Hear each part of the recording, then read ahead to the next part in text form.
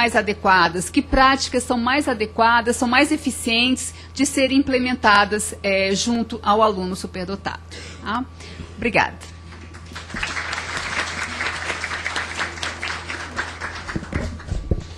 Muito obrigado, Denise. Então, agora passamos para Antônio Leitão, que é coordenador de Educação Inclusiva da Secretaria de Educação do GDF.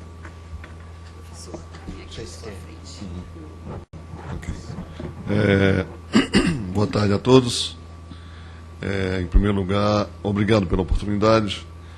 O nosso... Só um minutinho. Tem um móvel que você prefere? Não, tranquilo. A gente aproveita a oportunidade e diz que o nosso querido professor Denilson Bento, secretário de Educação, que realmente estava com muita vontade de estar aqui, só que infelizmente a secretaria tem uma agenda muito pesada e infelizmente ele não pôde, mas a gente está aqui não só para parabenizar a casa, em nome da deputada Érica, deputada Eduardo, deputado Nilmário, que abriram as portas para que essa oportunidade aconteça, como também para garantir a todos que não só o nosso secretário Denilson, como também o nosso governador Agnello, tem muito carinho por a causa dos alunos com superdotação e altas habilidades. Quero aqui rapidamente, e aí eu não preparei nada, vamos dizer, para colocar na tela, essa coisa toda, mas rapidamente eu queria dizer o seguinte: o Distrito Federal hoje, a professora, ainda bem que a professora Renata lembrou, tem 18 salas de recursos, nós atendemos em 10 regionais de ensinos, já estamos nos movimentando para que ainda neste ano possamos fazer o atendimento em mais 2 regionais, ou seja, o Núcleo Bandeirante de São Sebastião, e se Deus quiser, conforme a gente havia prometido, Valquíria, até 2014, todas as regionais de ensino do Distrito Federal irão atender aos alunos com altas habilidades, aliás, estudantes com altas habilidades, é esse o termo agora utilizado, e a gente aproveita para mostrar que não só no que diz respeito à questão do passe livre, como também a gente sabe que esses quase 2.000 alunos atendidos pela rede pública do Distrito Federal, eles têm tido um atendimento interessante. Frequentemente você vê alunos lançando livro, você vê todo final de ano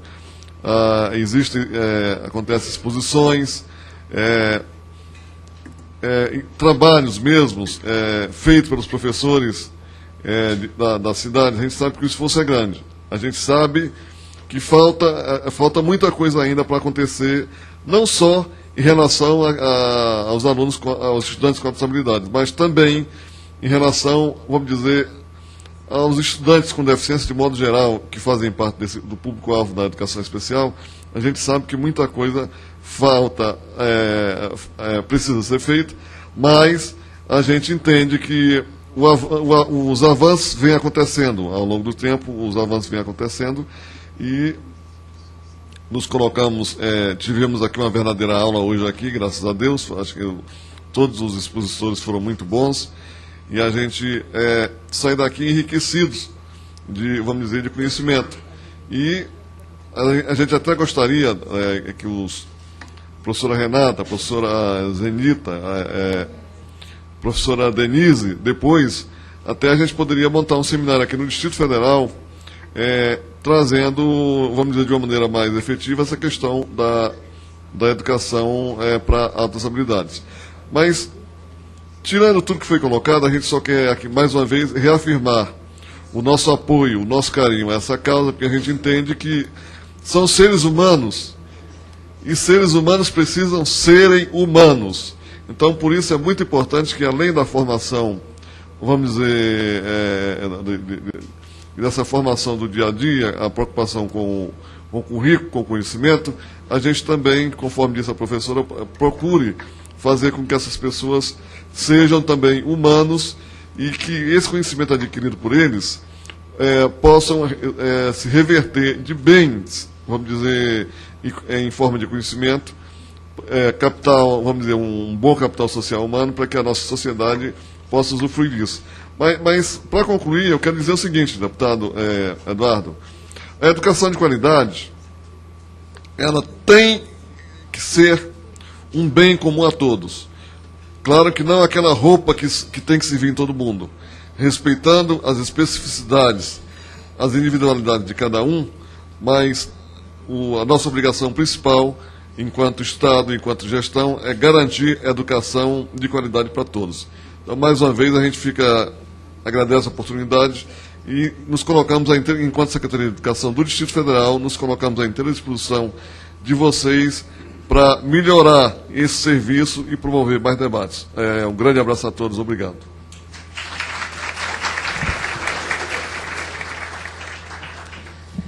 Obrigado, Antônio Leitão. E nós passamos, então, para a nossa última convidada, a professora Macaé Maria Evaristo dos Santos, que é secretária de Educação Continuada, Alfabetização, Diversidade e Inclusão do Ministério da Educação.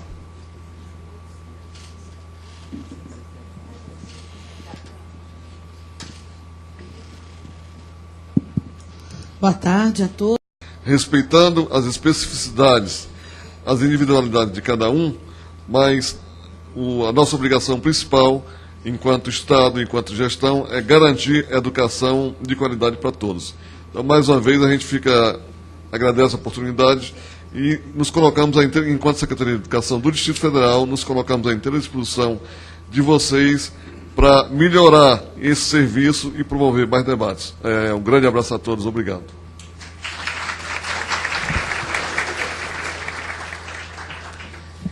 Obrigado, Antônio Leitão. E nós passamos, então, para a nossa última convidada, a professora Macaé Maria Evaristo dos Santos, que é secretária de Educação Continuada, Alfabetização, Diversidade e Inclusão do Ministério da Educação.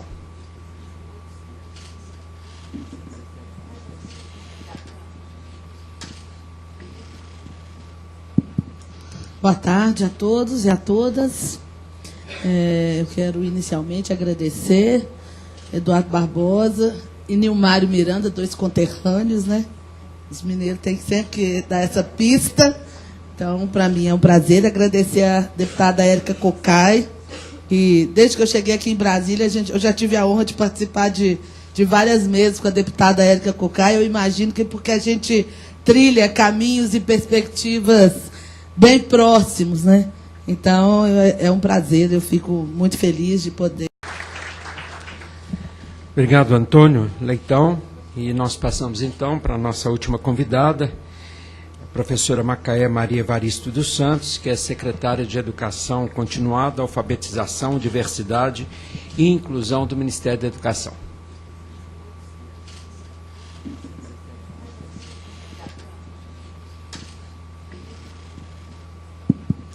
Boa tarde a todos e a todas. Eu quero inicialmente agradecer Eduardo Barbosa e Nilmário Miranda, dois conterrâneos, né? Os mineiros têm que sempre dar essa pista. Então, para mim é um prazer agradecer a deputada Érica Cocai. E desde que eu cheguei aqui em Brasília, eu já tive a honra de participar de várias mesas com a deputada Érica Cocai. Eu imagino que porque a gente trilha caminhos e perspectivas bem próximos, né? Então, é um prazer, eu fico muito feliz de poder participar dessa mesa e agradeço pelo convite. Quero cumprimentar aqui a todas as pessoas da mesa, dizer que é uma oportunidade para, como eu estou chegando agora na Secadis, é uma oportunidade importante de encontrar aqui muitas pessoas que estão à frente dessa luta, desse trabalho, e dizer do nosso compromisso no desenvolvimento de uma política de educação inclusiva, mas que tenha como referência a gente pensar do ponto de vista da diversidade de sujeitos que a gente tem na educação pública e da necessidade que a gente passa, portanto, ações diferenciadas para que a gente dê conta de contemplar o direito à educação de todas essas pessoas. As pessoas que aqui me antecederam, acho que tocaram em alguns pontos. Eu trouxe aqui alguns dados, mas eu estou querendo, eu acho que aproveitar essa oportunidade para a gente já tratar de algumas questões que vocês apontaram aqui. E um pouco como é que a gente pode pensar isso, uma perspectiva de avançar, né? Ou como que no Ministério da Educação a gente pode dar essa contribuição no sentido de que a gente possa desenvolver cada vez mais o atendimento a estudantes com altas capacidades. Eu estou aqui aprendendo com a doutora Zenita, não é?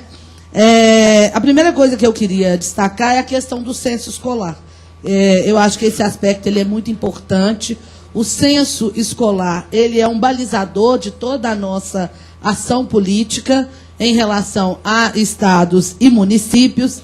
E, em muitos aspectos, eu falo que a cada edição e a cada ano, a gente tenta melhorar a forma de coleta de dados no censo escolar, e é também um exercício de formação dos gestores municipais e dos gestores estaduais, que são aquelas pessoas que fazem a porta de entrada do dado no censo escolar.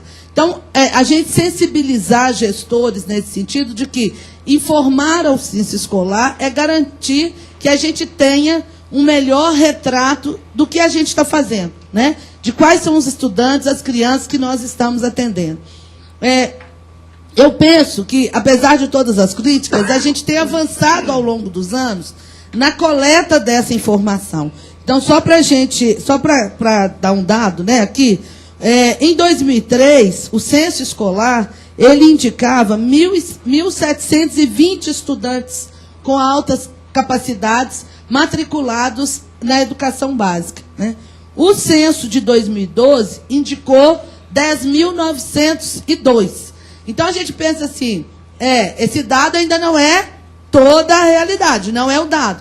Mas a gente percebe que a cada ano, e aí a gente vê isso ao longo do tempo, a cada ano você percebe que, primeiro, eu acho que as escolas estão se formando melhor e tendo mais capacidade de identificar esses estudantes, né? Quer seja pela formação dos professores, quer seja pelo diálogo com as famílias, quer seja também, gente, pela melhoria e pelo desenvolvimento de toda uma rede de atendimento à criança e ao adolescente, que também permite que essas capacidades elas sejam identificadas.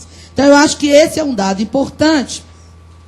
E, do ponto de vista do censo escolar, é um trabalho permanente que nós temos que fazer, tanto no diálogo com o INEP, mas também no diálogo com as secretarias estaduais e municipais de educação, para permitir que aquelas pessoas que respondem ao censo, né, que são, no geral, gente, os diretores, os gestores escolares, né, o secretário lá da escola, que faz essa indicação do censo, né, claro, com acompanhamento lá da direção da escola, mas esse operador, essa pessoa que dá a informação, ela é muito importante. E essa informação, muitas vezes, chega lá naquele ato da matrícula. Quando a família chega na escola, né, e tem ali um diálogo, uma conversa com a equipe pedagógica, com o secretário. Então, eu acho que esse ponto do censo, ele é um ponto importante, fundamental, e que a gente tem assim, disponibilidade para fazer uma releitura do caderno do censo e pensar em que é que a gente consegue avançar no sentido de melhorar a forma como a gente pergunta, para a gente também obter melhores respostas e sensibilizar todos esses atores. Eu vou seguir aqui a Valquíria, porque ela foi levantando vários pontos, então eu vou seguir aqui, Valquíria. Do ponto de vista de recursos financeiros, né, o Ministério da Educação, ele tem uma ação em relação à educação básica, a gente fala que é uma ação supletiva em relação aos sistemas de ensino, aos sistemas estaduais e sistemas municipais. E como essa ação supletiva ela se dá? Né? Por meio do financiamento do Fundeb, que é, vamos dizer, a forma mais expressiva com que o Ministério da Educação faz, né, esse aporte, esse repasse aos municípios. Nós temos alguns programas, por exemplo, que você citou, das salas de recurso multifuncionais. É um programa, né, do Ministério, é uma ação do Ministério da Educação dentro do Plano Viver Sem Limites. Além das salas de recurso multifuncionais, nós temos o ônibus escolar acessível, né? temos uma agenda dentro do Viver Sem Limite, mas é uma ação supletiva do Ministério da Educação. E como que funciona? Nós identificamos nos municípios, né, em função do número de estudantes apontados pelo censo, né, que são estudantes que tenham algum tipo de deficiência, algum tipo de transtorno ou altas habilidades, e em função desse quantitativo do censo, é que a gente indica quantas salas de recurso serão disponibilizadas aos municípios. Agora, é importante a gente destacar, gente, que o que o MEC aporta é o recurso para aquisição dos equipamentos, para a montagem dessa sala. Não é? O espaço físico, certo? E os profissionais que vão atuar, isso é responsabilidade do sistema. Então, o gestor, né, o secretário de Educação, quando a gente abre a adesão para receber as salas de recurso multifuncional, quando ele diz, eu estou apto a receber uma sala de recurso, ele diz, é porque eu tenho espaço nessa escola para receber, e é porque eu também tenho condições de colocar ali os profissionais para fazer esse atendimento. Porque o Ministério da Educação diretamente, né, ele não financia diretamente profissionais para atuar nessas salas. Isso é uma atribuição do gestor municipal ou do gestor estadual. A mesma coisa se dá, gente, em relação a... Vocês falaram aqui de mobiliário.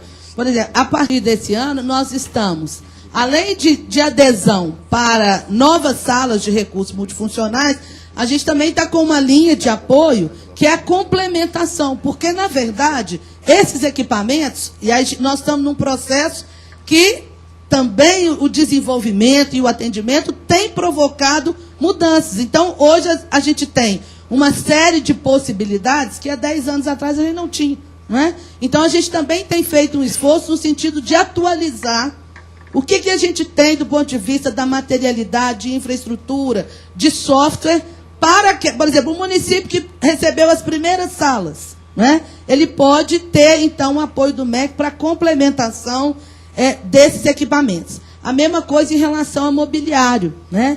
Então, assim, me preocupa muito essa questão de que nós ainda temos no nosso país escolas que, às vezes, a gente ainda percebe uma precariedade do ponto de vista de infraestrutura e de materialidade. E aí eu quero dar um exemplo que está muito presente quando eu estou falando da SECADI, né?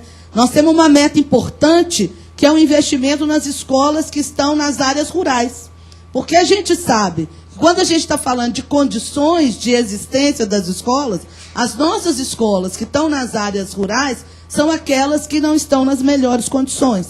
Então, nós temos um programa de investimento, não só na construção de escola, mas reforma, ampliação, e também de equipar, de mobiliar as escolas que estão nas áreas rurais. Nesse sentido, né, e aí quando a gente pensa todos os indicadores de atendimento, quando a gente está pensando também o atendimento de estudantes com altas capacidades, provavelmente, onde é que a gente tem a maior, a gente poderia dizer assim, subnotificação no censo escolar? Exatamente para esses estudantes que estão no campo, que estão nas comunidades quilombolas, que estão em assentamentos, que estão nas populações indígenas.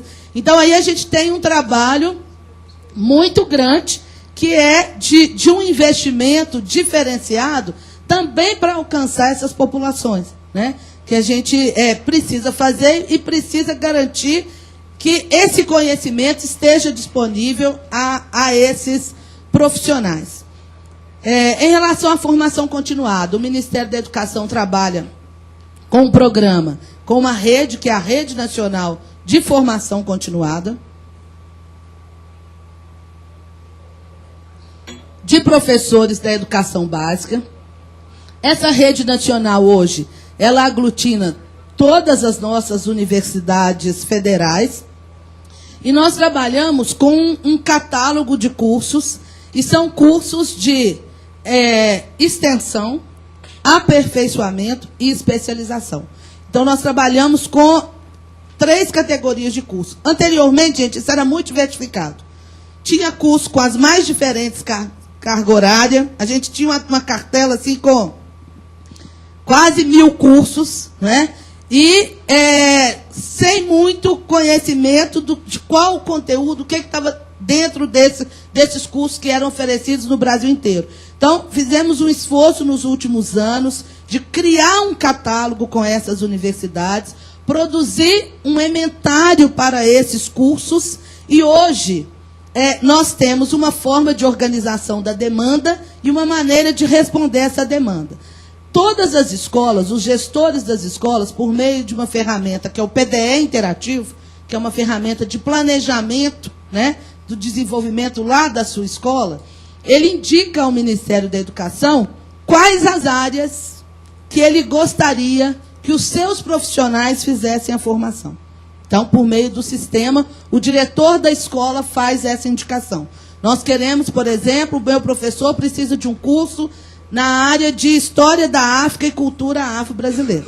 O professor quer um curso para a questão do atendimento educacional especializado. A partir desse catálogo, o diretor ele indica a demanda do curso, o secretário municipal de educação ou o secretário estadual, ele faz uma validação ou não dessa demanda apresentada no PDE, e o Ministério da Educação financia os cursos de pós-graduação e especialização por meio das universidades federais. Tá? Então, isso é descentralizado, isso vai direto na matriz orçamentária das universidades federais, que são responsáveis pela oferta desses cursos presentes no catálogo. E isso é pactuado num fórum de formação organizado por Estado, que tem a presença do UNDIME, do CONSED e das universidades federais daquele Estado. Né? Então, a gente tem tentado trabalhar numa perspectiva de ter maior clareza de onde estão as demandas para a formação continuada, quais as áreas estão sendo reivindicadas de formação e garantir que as nossas universidades também elas se preparem do ponto de vista de poder ofertar. Porque nem todas as nossas universidades hoje ofertam todos os cursos que estão no catálogo. Então, é preciso a gente ter um investimento também do ponto de vista de apoio a pesquisas em diferentes áreas, para que a gente possa fomentar também essa formação de professores. Em relação aos núcleos de altas habilidades e a questão da avaliação, eu estou aqui bastante provocada, eu acho que a questão que a gente pode aqui já tirar dessa audiência pública, da gente fazer uma avaliação, acho que podemos trabalhar nisso até com o INEP, para a gente construir uma avaliação desses núcleos de altas habilidades, acho que é um movimento importante, até para a gente avaliar e pensar o que a gente pode fazer do ponto de vista de fortalecimento dessa agenda e desses núcleos, que eu estou entendendo aqui pelas falas, que a ideia é que a gente fortaleça esses núcleos, né? E que a gente possa garantir que eles consigam cada vez mais se estruturar, no sentido não só de ajudar do ponto de vista eu vou falar diagnóstico, apesar de que eu não gosto muito dessa palavra, mas diagnóstico no sentido da avaliação educacional, entendeu?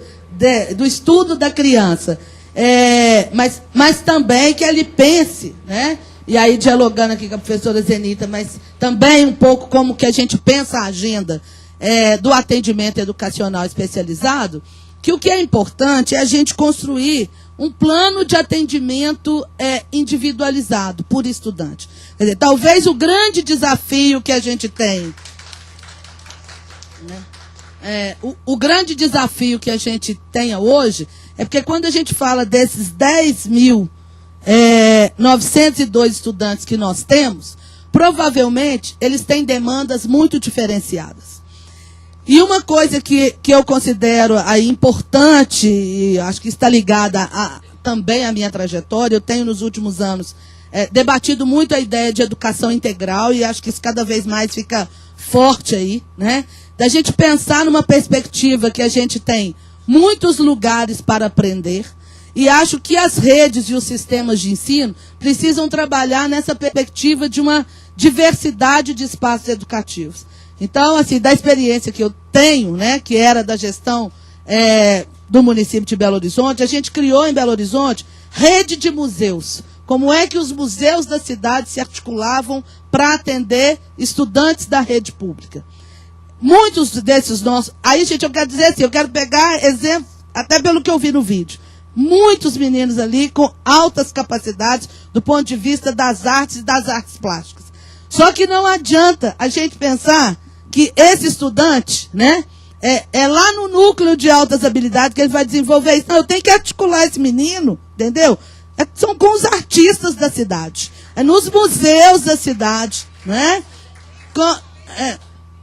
Então, assim, eu acho que a gente pensar nisso, pensar como é que a universidade entra nessa agenda, né? Nós temos crianças, nós temos jovens, e aí que querem, por exemplo, desenvolver e avançar muitíssimo na área de física, não é? Esse menino ele tem que estar lá na universidade. Eu não estou dizendo que ele tem que estar todo o tempo, não, gente. Porque eu acho que essa criança e esse adolescente, ele tem direito a conviver com seus pares de idade.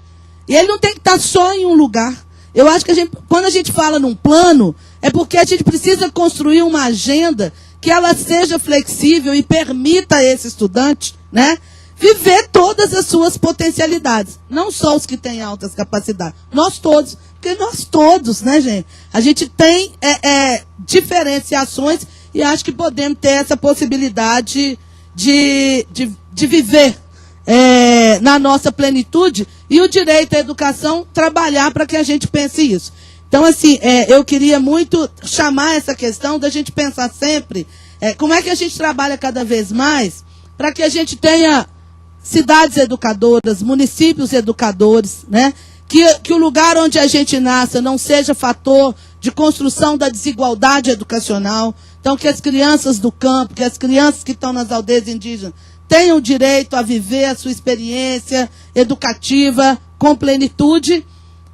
E como construir esse diálogo? Eu acho que o que é fundamental é a gente trabalhar numa perspectiva de que a gente pode dialogar e que o diálogo provavelmente vai produzir para a gente melhores resultados. Tá? Obrigada.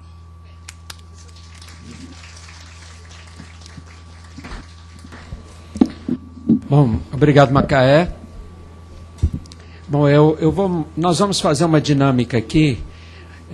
Eu vou abrir para os nossos convidados 4 pessoas da plateia para fazer algum tipo de pergunta. Então, eu vou inscrever.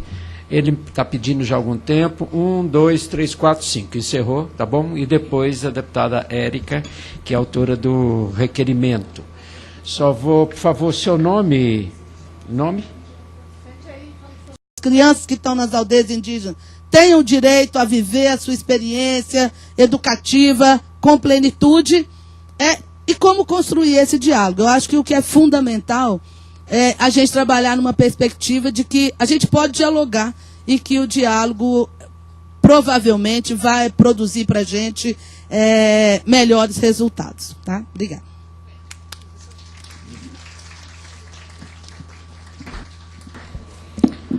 Bom, obrigado, Macaé.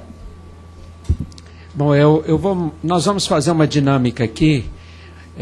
Eu vou abrir para os nossos convidados 4 pessoas da plateia para fazer algum tipo de pergunta. Então, eu vou inscrever. Ele está pedindo já há algum tempo. 1, 2, 3, 4, 5. Encerrou, tá bom? E depois a deputada Érica, que é autora do requerimento. Só vou, por favor, seu nome. Nome? Seu nome? Você pode já fazer o uso da palavra. 3 minutos, por favor. Seu nome? Meu nome é George Margitai, sou pai de 2 filhos que fazem parte do programa de altas habilidades.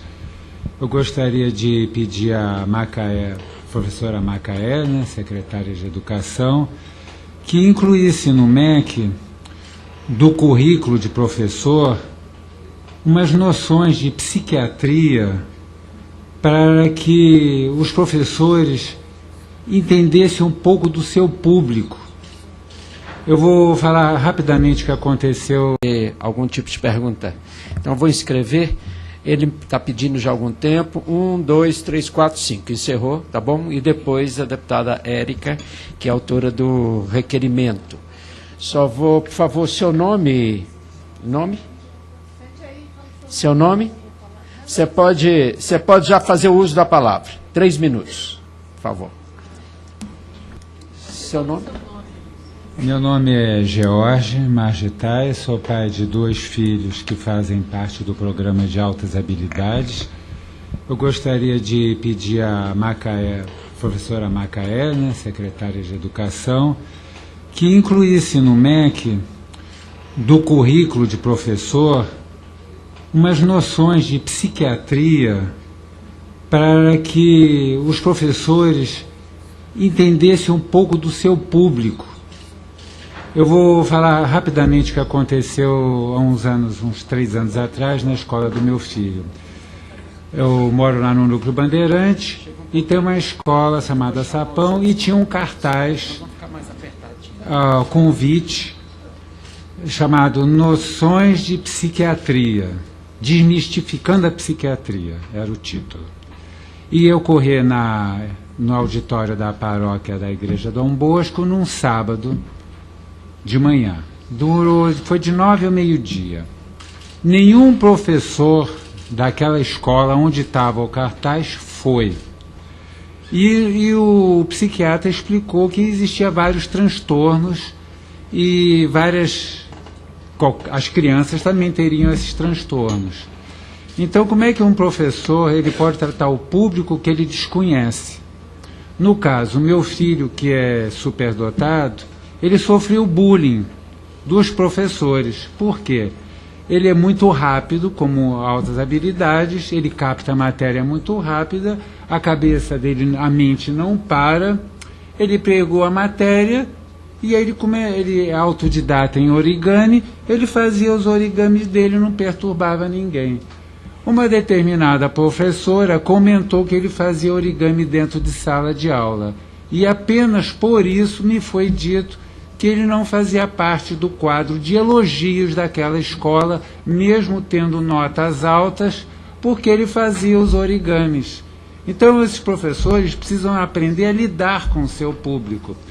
Na escola de música de Brasília, que meu filho entrou por mérito, porque ele estava na sala de uma das professoras de altas habilidades, e no final do curso, do semestre, final do ano, teve uma apresentação musical com um teclado, um violão e um triângulo.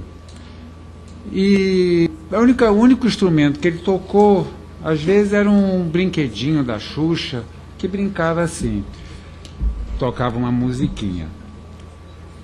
Aí ele estava com 9 para 10 anos. Aí ele fala: pai, olha aqui.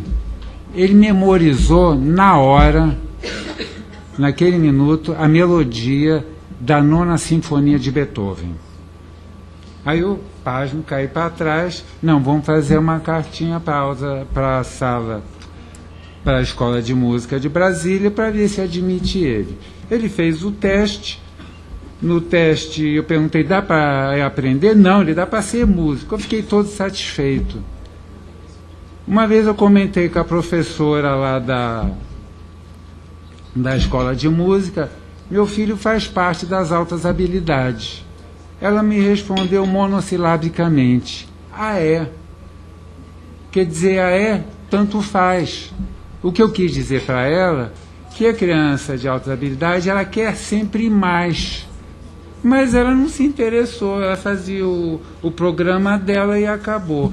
Quando chegou no final do ano, ele falou: pai, eu não quero mais ir na Escola de Música de Brasília. Sabe aquelas apostilas, aqueles vídeos de banca de jornal que você comprou para mim? Eu aprendi muito mais com eles do que esses 6 meses que eu estou vindo aqui. Então é importante mudar a consciência dos professores como um todo para esse público, porque os superdotados são um expoente que pode glorificar o nosso país como uma nação perante o mundo. São as exceções. Então é uma matéria-prima que, me desculpe, vale mais do que ouro ou petróleo. Obrigado.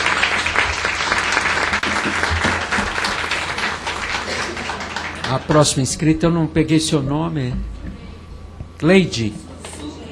Zuleide. Então, pode fazer uso da palavra, Zuleide. Por favor, sente numa bancada. O microfone nessa bancada aí não existe. Então, passa à frente, por favor. E, por favor, se identifique e de onde você é, quem representa também. Me chamo Zuleide, estou como professora. Eu estou vindo aqui.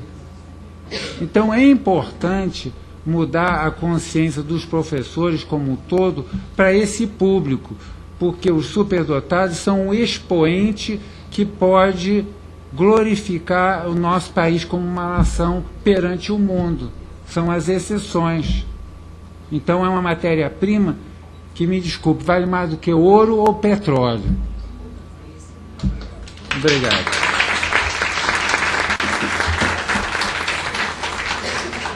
A próxima inscrita, eu não peguei seu nome. Leide. Zuleide. Então, pode fazer uso da palavra, Zuleide. Por favor, sente numa bancada. O microfone nessa bancada aí não existe. Então, passa à frente, por favor. E, por favor, se identifique e de onde você é, quem representa também. Me chamo Zuleide, estou como professora na Sala de Recursos de Talento, Artes Visuais, do Centro de Ensino Médio Elefante Branco, né, aqui em Brasília. A minha pergunta, são muitas para todos, mas a minha pergunta principal nesse momento vai para a professora Macaé, que ela falou do catálogo, né, de cursos, de formação. Obrigado.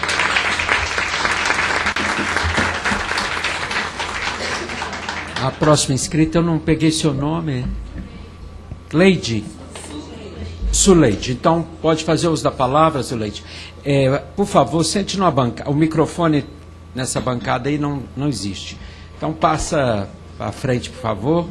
E, por favor, se identifique e de onde você é, quem representa também. Me chamo Zuleide, estou como professora na Sala de Recursos de Talento, Artes Visuais, do Centro de Ensino Médio Elefante Branco, né, aqui em Brasília. A minha pergunta, são muitas para todos, mas a minha pergunta principal nesse momento vai para a professora Macaé, que ela falou do catálogo, né, de cursos de formação continuada. É a primeira vez que eu ouço falar nesse catálogo. Na escola que eu trabalho nunca chegou, talvez o diretor também não tenha conhecimento. E a sala onde eu atuo, a demanda é bem grande, né, na área artística. E precisamos, né, de ter assim, vários conhecimentos, nem que seja o básico, para poder dialogar com os alunos, né, que atuam nessa sala. Um exemplo, trabalhamos com interesse individual, né, dentro da sala de artes visuais. E chega uma aluna que com interesse em arte francesa. Eu não tenho esse conhecimento. Então, para poder atender essa aluna, eu preciso fazer um curso fora da Secretaria de Educação, sendo, né, a qual eu que pago. Porque a Secretaria, ela oferece muitos cursos, já participei de vários, mas ela não contempla a realidade da minha atuação no momento, os cursos que são oferecidos. Porque não tem um curso específico. Eu estou como professora de arte, a minha formação, né, dentro dela, mas pelo menos até agora eu nunca participei de um curso específico para poder atender esse aluno. E aí, professora? Eu vou pedir à professora Macaé para responder depois de todas as intervenções, tá, professor? Porque aí é por causa do tempo. Começando a ordem do dia, nós temos que ir para o plenário. Então, eu quero dar voz a todos e depois ela responde de forma sintética a todos. Você depois... desculpa. Cláudia. Oi. Cláudia... Meu nome é Cláudia Raquim, eu sou São Paulo. advogada especializada em educação, com especialidade. Mas ela não contempla a realidade né, da minha atuação no momento, os cursos que são oferecidos.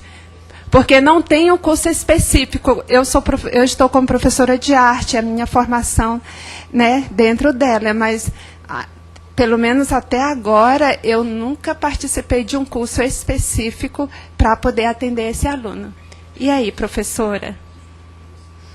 Eu vou pedir à professora Macaé para responder depois de todas as intervenções, tá, professor? Porque aí é por causa do tempo. Começando a ordem do dia, nós temos que ir para o plenário. Então, eu quero dar voz a todos e depois ela responde de forma sintética a todos. Você depois... desculpa. Cláudia. Oi. Cláudia... Meu nome é Cláudia Raquim, eu sou advogada especializada em educação, com especialidade na educação especial de crianças com altas habilidades de superdotação, assessora jurídica do Núcleo Paulista de Atenção à Superdotação, e tenho um blog, que é o Mãe de Crianças Superdotadas. A minha pergunta também vai para Macaé. Macaé, em São Paulo nós enfrentamos um problema muito grande com relação à efetivação da proposta pedagógica de aceleração de ensino. Então, está previsto em lei. Eu acho que o nosso problema não é a lei é bem clara, vários diplomas legais, como foi colocado pelas nossas especialistas aí na mesa. A questão é que eu, como advogada... Da ordem do dia, nós temos que ir para o plenário. Então, eu quero dar voz a todos e depois ela responde de forma sintética a todos. Você depois... desculpa. Cláudia. Oi. Cláudia...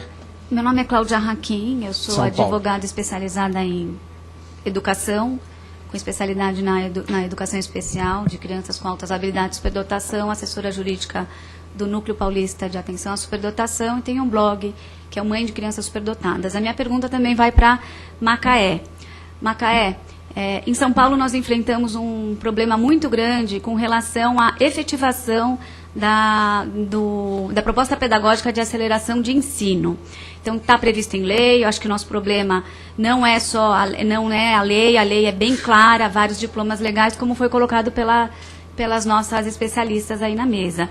A questão é que eu, como advogada, precisei da intervenção do MEC e fiz um ofício ao MEC, pedi ao CECADI, pedindo a intervenção diretamente do MEC nas escolas, para que orientasse aqueles profissionais e nos ajudassem, eu como advogada ou mesmo os pais, a conseguir resolver esse problema. E o MEC respondeu que sim, é um direito do aluno, e isso tem que ser feito. Mas eu acho que o que a gente precisa é mais que isso. A gente realmente precisa da colaboração do MEC de uma forma direta, de chegar, ligar na escola, ou algum jeito, uma forma de comunicação que seja levada a sério. Está na lei, tem que cumprir. Né? A gente pode contar com a ajuda do MEC. E o segundo ponto, como o pai das duas crianças aqui falou, é a questão da divulgação mesmo. Né? Como o MEC pode ajudar a divulgar essa questão dos alunos com altas habilidades de superdotação. O que o MEC pode fazer? Que forma de campanha, algum tipo de iniciativa que parta do MEC para conscientizar a população, não só os professores, claro que também, mas acho que a população como um todo. Então é isso, obrigada. Bem, boa tarde. Eu sou Diogo, estou representando aqui a Secretaria Municipal de Angra dos Reis. Sou coordenador da Unidade de Trabalho Diferenciado, que é um centro específico para alunos com altas habilidades, e esses alunos são atendidos no contraturno da escola regular. Então, a gente estabelece parcerias com as escolas regulares do município. Sou também professor de ciências, né? Doutora Zenita, nós hoje estamos com 60 alunos sendo atendidos, o relatório